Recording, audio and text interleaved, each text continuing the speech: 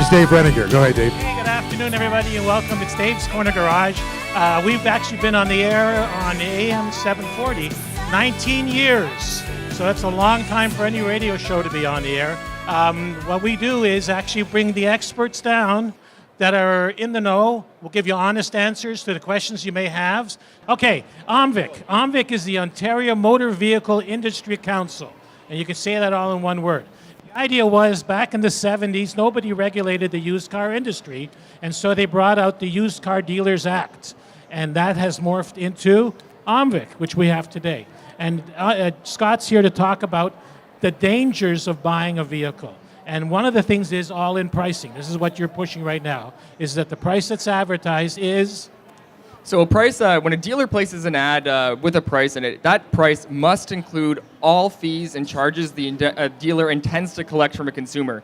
The only thing that can be excluded is HST and licensing. And when I say licensing, I refer to the actual cost of licensing to put plates on the car, transfer ownership, things like that.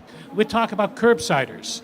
It's always been a plague in our industry. I think 25% of the ads that are out there are from curbsiders, which are unlicensed dealers. How do you handle that? We did data mining on Kijiji some years back, and we found that in Ontario, 25% of the ads you'll see on there are placed by a curbsider. And a curbsider is an illegal, unlicensed dealers, and they're in the business of ripping consumers off. They pose as private sellers, go onto Kijiji, and they'll sell vehicles and they'll price them below market value because they're often rebuilt wrecks. They'll go to salvage auctions, fix up the cars for nothing, and then sell them at exorbitant profits. These vehicles are obviously very dangerous vehicles to be driving, and the consumers are completely unsuspecting. It's very unfortunate, reasonable. You know, and one point we should talk about is be specific on where you're going to get your credit, because if you've got a dealer shopping your credit through 4 or 5 different banks, you actually affect your credit rating.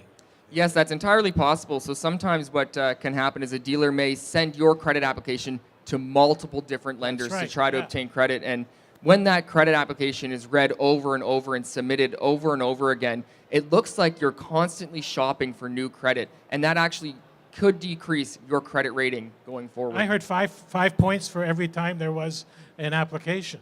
Depends on what credit agency's reviewing your credit for you, but absolutely it could be 5 points. You got to be careful. You got to know where your credit app is going. Yeah. Now, one of the things to protect themselves, consumers should be buying from registered dealers, obviously. And if they do buy from a registered dealer, they have what's basically a guarantee from OMVIC if something goes wrong that you guys will step up.